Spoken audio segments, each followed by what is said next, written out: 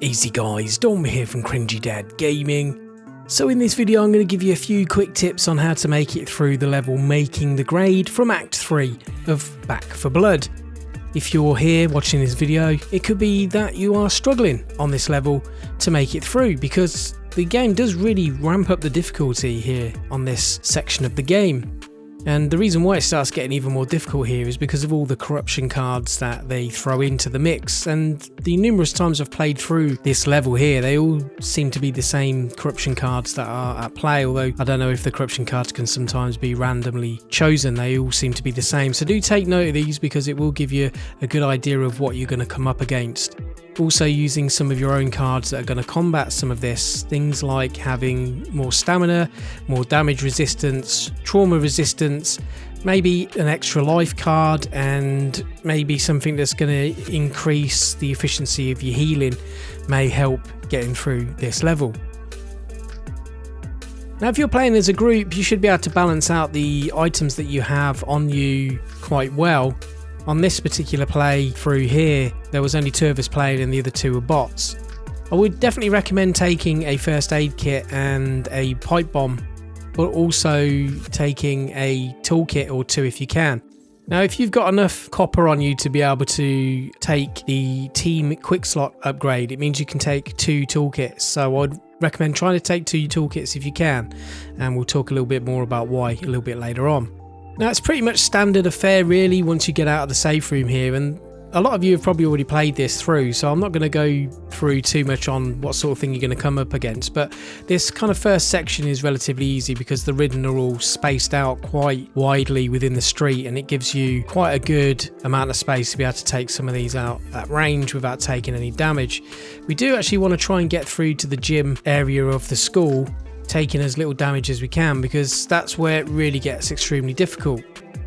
Now when you're actually inside the school and you start searching the rooms, you may find that some of the players you're playing with might set off alarm doors, but when you start shooting these orange sacks or pods, whatever you want to call them, to be able to progress through the level, it does call in hordes. And one tip I would give you here is don't be afraid to actually run outside of the school back into the street to be able to give yourself some space and take out the horde that way. Because if you're stuck in small corridors within the school itself, you're very easily going to get swarmed from both directions and take a fair bit of damage. Now you can stay together as a group and try and use combined firepower, but sometimes you can still take a lot of damage, especially from the heavy enemies and the enemies that are like spitting this acidy type goo at you, which some of the heavy ones do on this particular stage of the game.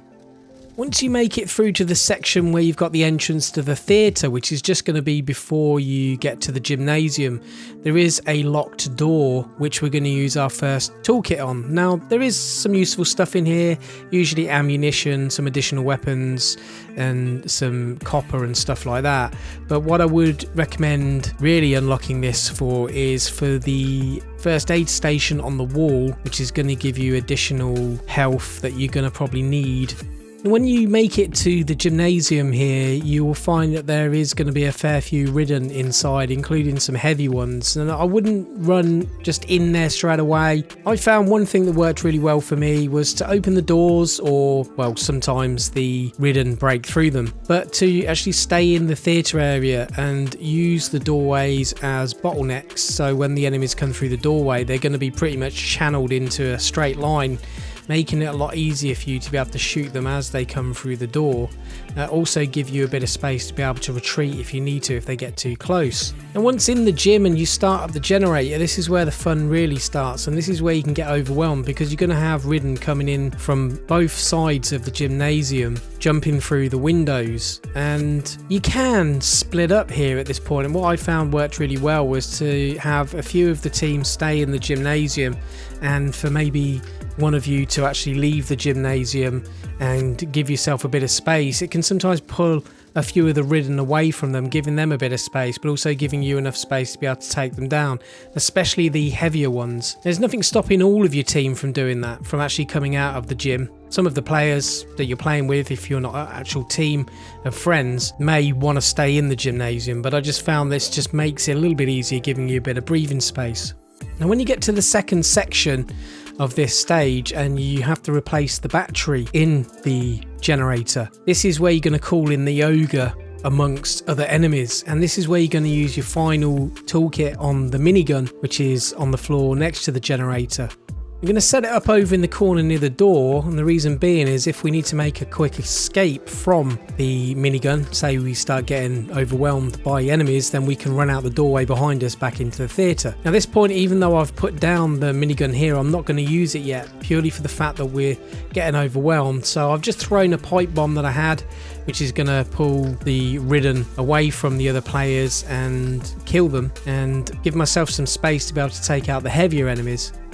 Now what we can do is run back in, and the minigun's going to be clear pretty much of enemies, giving us the opportunity to not only take out some of the Ridden with the minigun,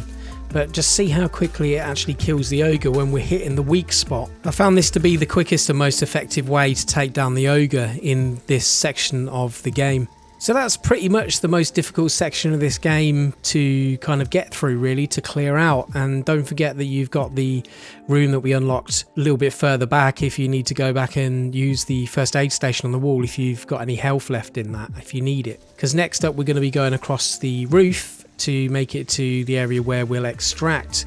And this is pretty much straightforward, really. It's quite easy. It's just taking out Ridden, try and take them out at range if you can. Watch out for sleepers on the wall that are going to jump out their pods and grab you. Once you make it down to the section where you can jump down, where all the school buses are, you can pretty much stay up on the roof and shoot the majority of the Ridden from above. And if they do try and climb up, it just gives you enough time to be able to shoot them as they try and climb up. Once we've killed all the Ridden in this area, it is just a matter of then running to the school bus at the end here, and you've completed the level. So there you go, guys. Hopefully you've taken a few tips from this video. If you have, don't forget to like, comment and subscribe. Watch this space for more Back 4 Blood, and I'll catch you guys on another video. Thanks for watching.